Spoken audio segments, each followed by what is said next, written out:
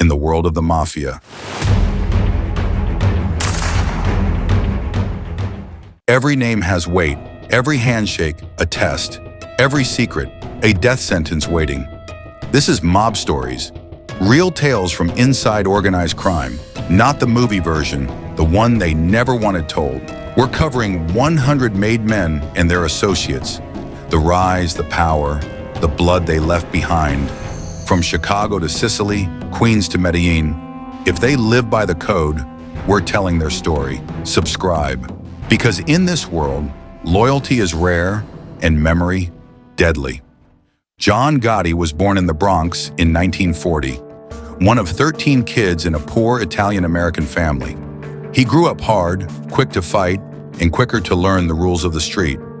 By his teens, Gotti was running errands for neighborhood gangsters, hijacking trucks, stealing goods, and collecting debts for pocket change. He didn't just want money, he wanted respect.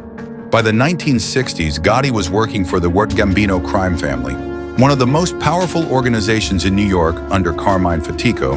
He became known as a reliable enforcer, ruthless, loyal, and ambitious. Gotti's first big break came from hijacking shipments out of Kennedy Airport, a gold mine for organized crime. He ran a crew out of Ozone Park, known as the Bergen Hunt and Fish Club, where Gotti held court. Slick suits, sharp haircuts, and a grin that hid his fury. He's got very good taste. He likes his hair extremely perfect. But his climb came at a cost. In 1973, Gotti helped avenge the murder of a Gambino family member by kidnapping and killing the killer, a hit ordered by Carlo Gambino himself. It proved Gotti's loyalty, but it also got him arrested. He served several years in prison. In New York City this morning, the man police call the country's most powerful crime boss faces the possibility in prison for allegedly ordering the shooting of a union official. And when he got out, he was hungrier than ever. By the 1980s, Gotti's style was impossible to ignore.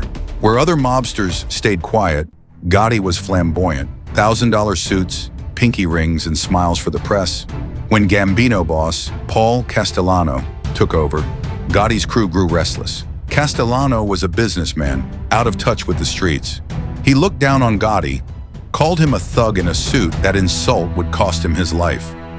It was a cold December evening when Gotti made his move. Outside Sparks Steakhouse, as Castellano stepped from his car, gunmen opened fire. 6 shots, precise, cold, and final. Paul Castellano was dead. At least 3 gunmen in New York City tonight shot and killed a man identified by police as Paul Castellano, reputed chief of the Gambino Mafia family. And within weeks, John Gotti was the new boss of the Gambino crime family. He didn't sneak into power, he strutted into it. John Gotti took charge of what's called the Gambino crime family shortly after his reputed predecessor was gunned down. The press fell in love with him. They called him the Dapper Don, a gangster who dressed like royalty and talked like a movie star. He gave interviews, shook hands, and smiled for the cameras. When the FBI came knocking, he beat 3 trials in a row. Juries intimidated, witnesses silenced, evidence lost. The newspapers renamed him again. The Teflon Don. Nothing stuck. For the first time in decades, the mob had a celebrity. But fame brings attention, and attention kills. By the late 80s, the FBI had had enough. They bugged Gotti's social club, his cars, even his favorite hangouts. And on those tapes, they heard everything. His orders, his threats, his boasts about murders he thought no one could prove. Every time we got a partner that don't agree with us, we kill him. He kills me, okay? But it wasn't the FBI alone that brought him down. It was betrayal.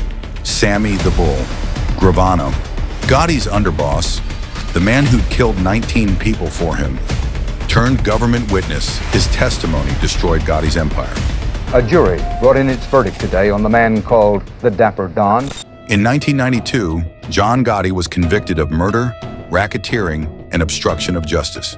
The verdict ended an era he was sentenced to mirror. Life in prison without parole. John Gotti, alleged in the indictment to be the boss of the Gambino family, is now under indictment.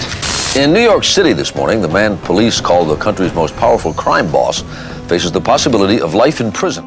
Locked away in a cell in Marion, Illinois. Even behind bars, Gotti remained defiant. Slick back hair, pressed uniform, and that trademark smirk. He died in 2002 of throat cancer, at the age of 61. To his followers, he was a modern-day Caesar. To the law, he was the last true godfather. Teflon is gone, the Don is covered with Velcro, and every charge in the indictment stuck. The Gambino family, and certainly they'd have to consult with them. He turned crime into theater and himself into legend. But legends fade, and in the end, the spotlight that made him untouchable burned him alive.